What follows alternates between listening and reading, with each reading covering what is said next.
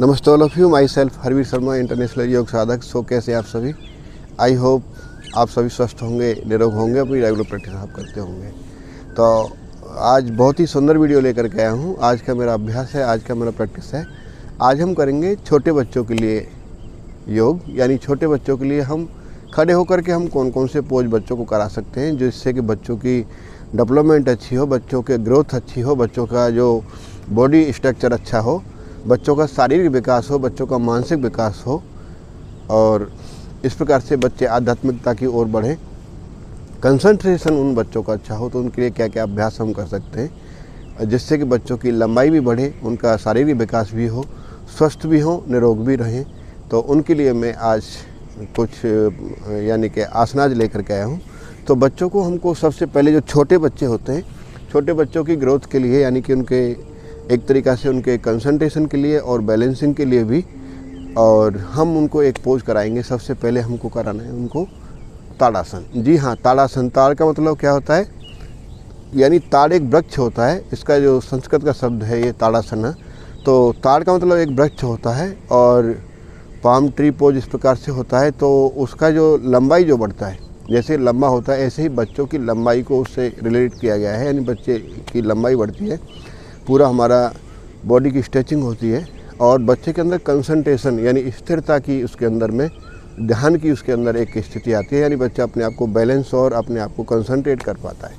तो इस प्रकार से आपने ताड़ासन के लिए आपको किसी मैट पर या कहीं भी आपको किसी स्थान पर, चटाई पर, कंबल के ऊपर खड़े हो जाना है। स्टार्टिंग लेवल पर आप इसको वाल के साथ कर सकते हैं, या फिर आप बैलेंस के साथ कर पाते हैं तो ऐसे भी आप कर सकते हैं। आपको इस प्रकार से मैट पर खड़े होना है। पैरों में आप चाहें तो 1 से 2 इंची का गैप कर सकते हैं, otherwise you can keep your both feet together. थोड़ा सा गैप रखेंगे तो आपका बैलेंस थोड़ा सा अच्छा हो जाएगा। यहीं से इनहेल करती है, दोनों हाथों को फिंगर लॉक करना है ऊपर की तरफ, और हथेलियाँ पूरा ऊपर, पूरा ऊपर।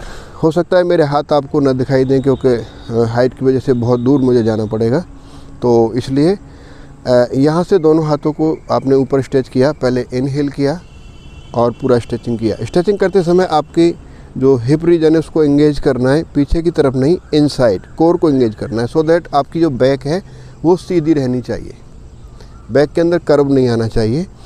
यहाँ से डीप आपने पूरा स्ट्रेच किया, एंड नाउ इनहेल करते हुए आपकी एड़ियों को ऐसे रेज करना है, ऊपर की तरफ रेज करना है, यानी ऊपर उठा के रखना है, और किसी एक बिंदु पर लगातार ब्रीथ के साथ आपने होल्डिंग करना है। इस प्रकार से 1 2